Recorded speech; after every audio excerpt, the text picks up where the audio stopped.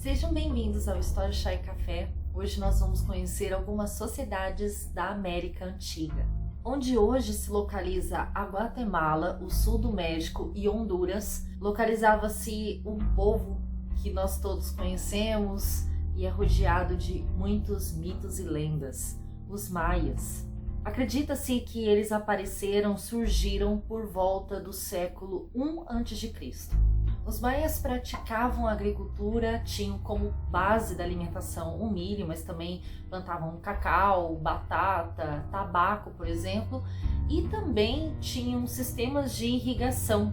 Acredita-se que o apogeu do povo maia tenha se dado entre o século III e XI depois de Cristo, apesar de não formarem um império.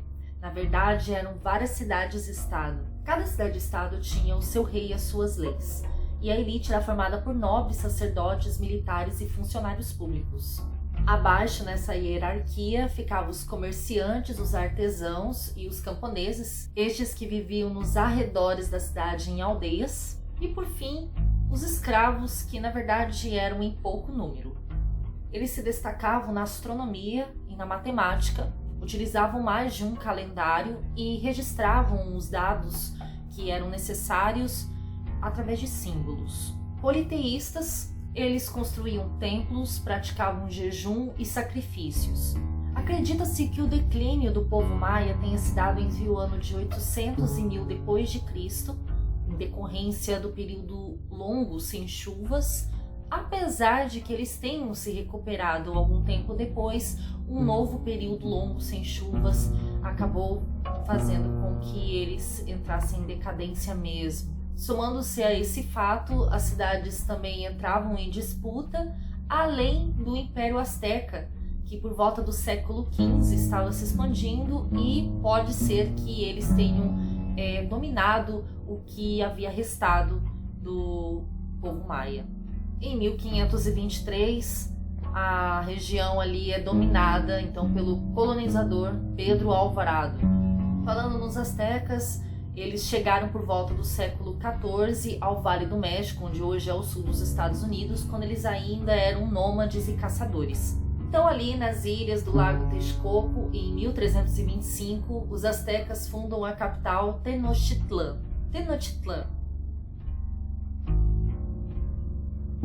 O império chegou a ter por volta de 11 milhões de habitantes. Eles dominaram a agricultura, plantando milho, tabaco, tomate, algodão, por exemplo, e praticavam o cultivo em canteiros flutuantes chamados chinampas. Eles também se destacaram na construção de templos, palácios, aquedutos, canais de irrigação, enfim, eram mestres da arquitetura. Também politeístas, eles praticavam rituais e sacrifícios, acreditavam na vida após a morte. Em 1521, Hernán Cortés chega e domina a região bem no momento do auge do Império Azteca. Falando agora da América do Sul, nós temos os Incas, que chegaram à região de Cusco provavelmente no século XIII.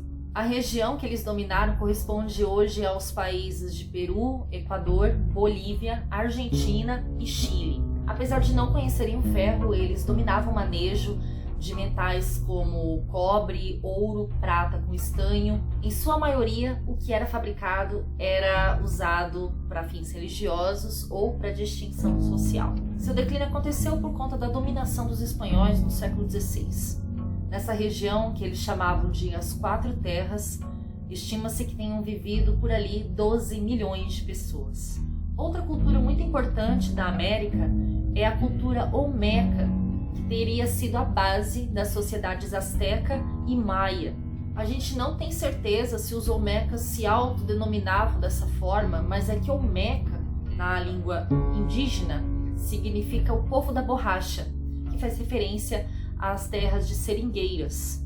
Vestígios encontrados sugerem que o início da civilização olmeca tenha se dado por volta de 1700 a.C. Essa seria a data aproximada do momento que eles chegaram à costa do Golfo do México.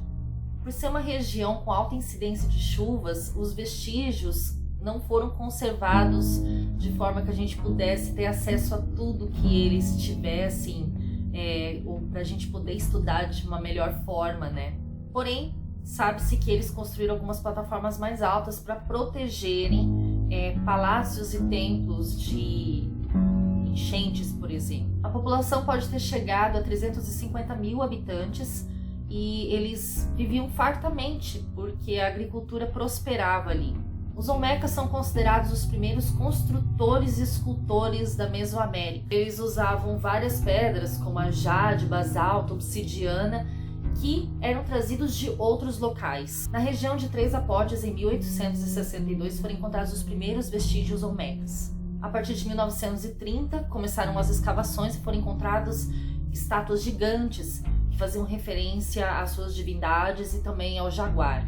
Alguns conhecimentos foram passados para outras culturas que vieram depois, como o calendário, a escrita com hieróglifos e um sistema vigesimal, um sistema matemático. Por volta de 400 a.C., eles abandonaram essas cidades e eles podem ter se misturado com outros povos, perdendo a sua identidade olmeca, né? E eles podem ter abandonado a cidade por questões climáticas mesmo. Isso é o que acredita a historiadora Mary Paul. Já na Cordilheira dos Andes, ali na América Andina, a gente encontra vestígios da cultura Chavin. Chavin de Huantar é considerado o mais antigo centro religioso sul-americano. Os vestígios ali encontrados sugerem que eles também cultuavam o jaguar e outras divindades bem parecidas com os que eram cultuados na Mesoamérica. Esse centro era frequentado por vários povos de culturas diferentes que ocupavam tanto as florestas quanto os desertos e montanhas da região. Esses vestígios em pedra foram datados de mais ou menos entre 800 e 200 a.C. Talvez por questões de instabilidade social, o declínio da cultura Chavin tenha ocorrido entre 500 e 300 a.C. Também na região onde hoje é o Brasil, há registros de várias culturas muito antigas.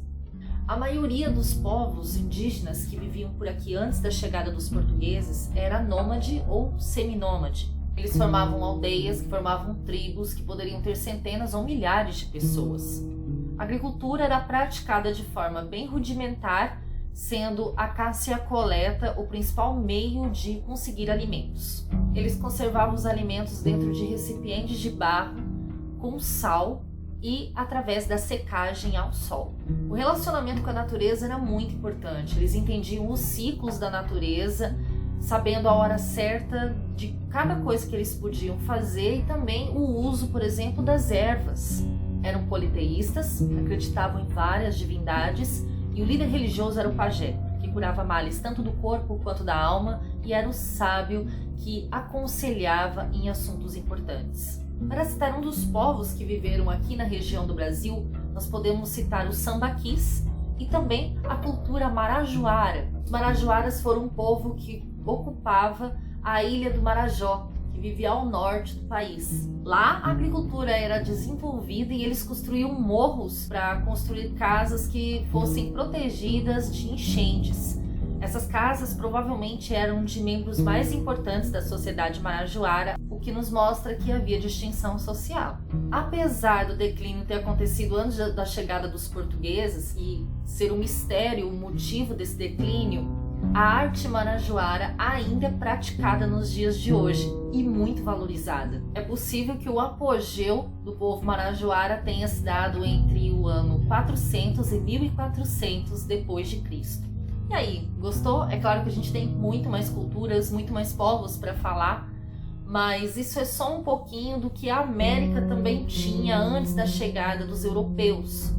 Se você gostou, curta o vídeo, deixe seu comentário. Agora a gente está numa época de fazer os nossos resuminhos. Espero que vocês estejam gostando, se inscreve no canal e até a próxima.